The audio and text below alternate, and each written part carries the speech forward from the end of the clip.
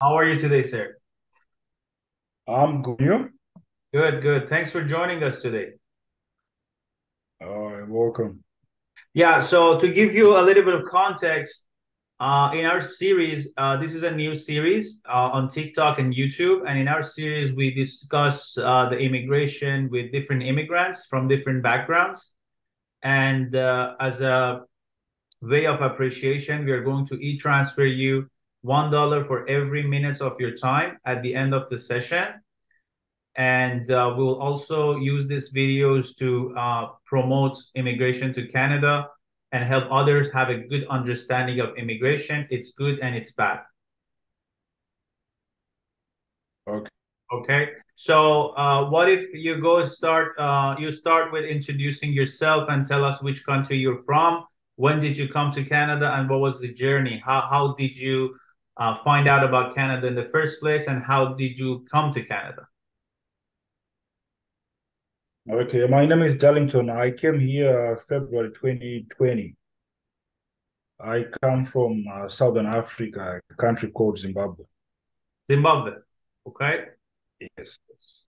How how the process of for you. I found out about Canada through a YouTube video. Uh-huh. Okay. Yeah. So I came through here as a refugee claim. Excuse me, as a refugee claimant. Okay. So you filed the refugee claimant here or in another country? No, I found it here. How did you come here? I came here first. I went to the state, then I took a bus to come through. So I came through Roxham Road, the border post entry. Oh, interesting. And did you have a visa to US first or no? How did you get a visa to Uh, I got the US visa. Yeah, I had the US visa. Amazing, amazing. So you came through US and then you filed a refugee claim and now you are I believe you're a permanent resident or citizen. Yeah, now I'm now a permanent resident. Okay, amazing. How do you like Canada? How like if somebody from East Africa or any other country wants to come to Canada, what do you suggest to them? What do you say to them? Like, is it worth it? Like, are you happy now? Because you live in Ontario, I believe. Yeah. I mean, I would say Canada is a good place. Yeah, if someone is coming from Africa, all I could say is just they just have to be ready for the cold weather. And also their English also has to be very good for them to navigate the day-to-day life and also the labor market. Amazing. And Also something that might be very important to them as well is like they would also need to do like a credential conversion so that at least when they come here, they've the West credential certificate already. Mhm. That will help them when they are looking for jobs. Did you find a job? Yeah, I'm working right now. What do you do? Like, what was the first job that you found? Because I want to understand what the struggles you went through. So when you came here as a refugee, how did you support yourself? And how did you find the job and how that job was paying you? Yeah, so when I claim and the government gives you support up until you get a job. They give you, I think, around $700. Okay. So when I first came, that is what I was relying on when I was trying to look for a job. So when I was back home, I was a customer service consultant for a bank. Then when I came here, I realized the customer service consultant in the banking industry, it's a good job, but the money is not that good enough. It was not up to my expectations. So I started looking for other jobs where I can just get like entry level positions without much Canadian experience. So Right. right now I work with an animal pharmaceutical company on the manufacturing side. I'm a associate. So Amazing. what I do basically is like I operate machinery within the manufacturing department. Okay. And how's the pay like? Do Of you which mind that sharing? job, yeah, the pay is good. I get paid $27 an hour. Well, that's good. Yeah, yeah.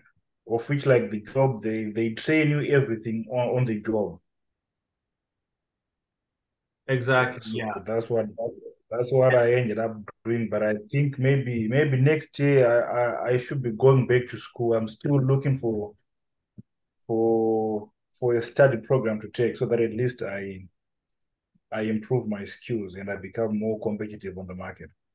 Amazing. Amazing. So you're taking all the passes to improve yourself and improve your life. Like, tell me, when you came here, did you have any support, like family, friends, uh, or anybody helped Not in a really, way? not really. No. When I came through here, I just came by myself and I had to sort everything on my own. Amazing. Well, so you're a good example, like you're a good motivation to a lot of people out there because we do have a lot of audience, man, from Africa. It's crazy. Like, everybody wants to come here and people are looking for different ways on how Are they you can a, become successful. are you an immigration consultant? Yes, All right. yes. I'm an immigration consultant, but our main duty is that to provide right information to the world and stop people from being a victim of agencies. And the main duty is to provide good information. That's why we do all these campaigns. That's why we interview people like yourself who made it here, and now we tell those stories, right? So, yeah. So, have you ever gone back to your country, or Canada is your home forever? Like, do you ever think to go back? Yeah, maybe after I get my citizenship, because when you come as a claimant, you cannot go back up until you're a citizen. That's right. Yeah, so I'll wait for my citizenship. Then maybe by the time I'll be able to go back. But just as a travel, or you just want to move back? I guess maybe just going to visit. I see. I guess this is now my home.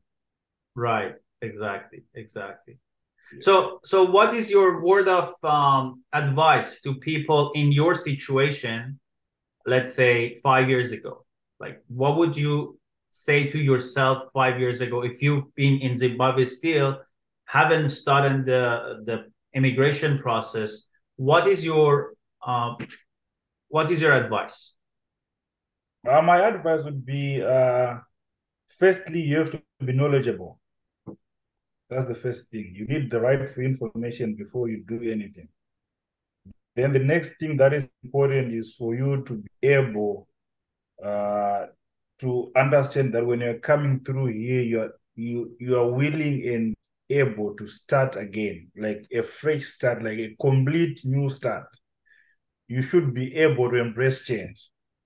If you're someone who is risk averse, then I guess this is not a thing for you. You have to be your risk appetite has to be very high. Then another thing is you have to believe in yourself. Because when I did my interview for the job that I'm doing right now, it was something that was completely new to me. When I did the interview, they asked me, "Have you done this before?" I told them, "No, I haven't done this before, but I'm willing to learn and I'm willing to give it my best shot." And that's how I got the job.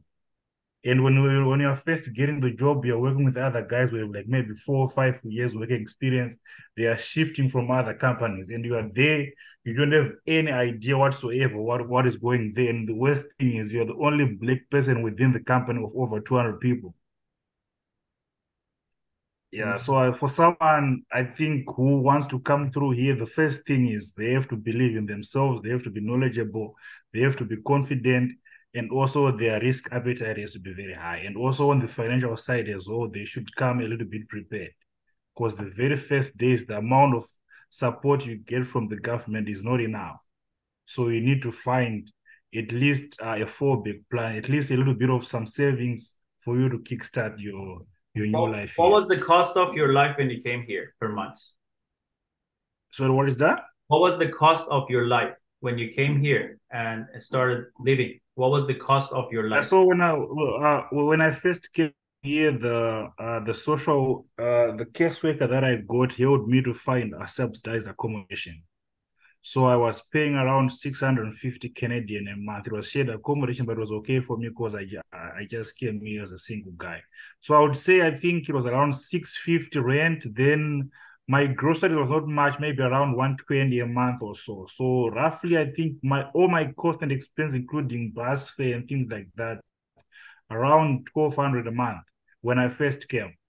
And you were in a small city. Which city you were at in the beginning? When I first came, I was staying in Etobicoke. Okay. And Yes. how did it change today? Like, what is the cost of living now? Right now, I think it's now a little bit crazy because I think if you're looking to get a one-bed apartment in Etobicoke, it might be around for you to be comfortable, it might be around 1,500. Uh-huh. And the That's before grocery, that's before you that'll be 1,500 before you pay for utilities. right? So with Yeah. transportation, grocery, everything, how much you pay, how much it's cost of living for you right now for one person, everything. Right now I now have a car which is now a little bit more expensive. I would say all my costs in a month would go around 38, 4,000. 4,000. Yeah, Mhm. Yeah. for Okay. the month. Yeah, Okay. So everything is settled. Like after all these years, you're settled and you're on the way to progress, go to school, get more skill, exactly. and build Exactly. a life here. So you're happy with the Yeah. decision of immigration. And Yeah, so far I'm happy. I didn't face too many challenges. The challenges that I faced, I guess they were like just the normal that you would expect. did you Because face any when challenges finding a job? Like how hard was it for you to look for these jobs and apply and interview? Like what was the process for you there? it was not too hard for me to find jobs because when I came here, I just built my LinkedIn network. So what I did is when I first came here, the caseworker that I got gave me his LinkedIn profile. So I was now connecting to people through his LinkedIn connections. So that's how I was able to build at least my Canadian network of professionals. And through that, that's how I got to learn about the company that I'm working for right now. Mhm. And how I did it, I just contacted like the HR manager through her LinkedIn profile. Then I explained my story to her. Then she told me that I have to check out the website because they'll be posting jobs like in a month's time.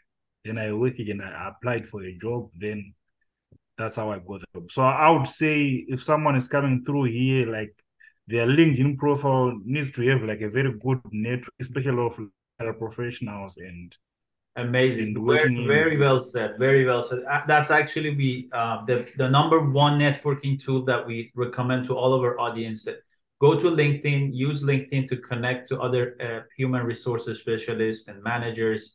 That's a very important actually tip. And you got on LinkedIn in 2020, right? Like long time ago. And but it's still No, I've been on LinkedIn, I think, since 2017, but when I was back home, I wasn't using it that much. I only got using it very effectively when I came here. right. When you came here and filed a refugee claimant, have you get help from immigration consultant or an agency, or did you do it yourself? So like the caseworker that I got, they linked me with there's I think it's called what it's called Legal Aid Ontario. Hmm. Yeah, so they give you an immigrant lawyer who is paid for by the government. Amazing. So you use that lawyer to do your thing. Yes, yes, yes. But the lawyer really doesn't do much. All he does is he helps you to write down your basis of claim. Okay. But when you're doing your refugee claim and hearing all the explanation and most of the talking is coming from you, he only defends you when you feel like you're now struggling. Right. Okay. I see. So you're a smart guy. you did everything yourself. You found your way, and I see a bright future in front of you. And I want to appreciate you for taking the time and join our call. It's going to be very helpful to our people on the other side of the world who really wants to learn the ways and the stories, learn about experiences. So we have had 15 minutes together. We're going to transfer you $15 as a way of appreciation. So $1 per every minute to the same email that we sent you the invite. And in return, we would like your consent to share this conversation with the world and help others to make better decisions when it comes to immigration. Okay, when you're sharing the information, do you share the video or share the content of the stuff that we've discussed? Yes. Would that be okay? Okay, yeah, it's okay. I guess it will be good for you if you don't share my face. Okay, we can hide that, but your voice is fine. Yeah, my voice is fine. Just Yeah. hide. We will hide your My face and your name. Yeah, sure. I would appreciate that. Okay, thank you very much. We'll be in touch through email. I'll just gonna send you $15 to your email, and let me stop recording.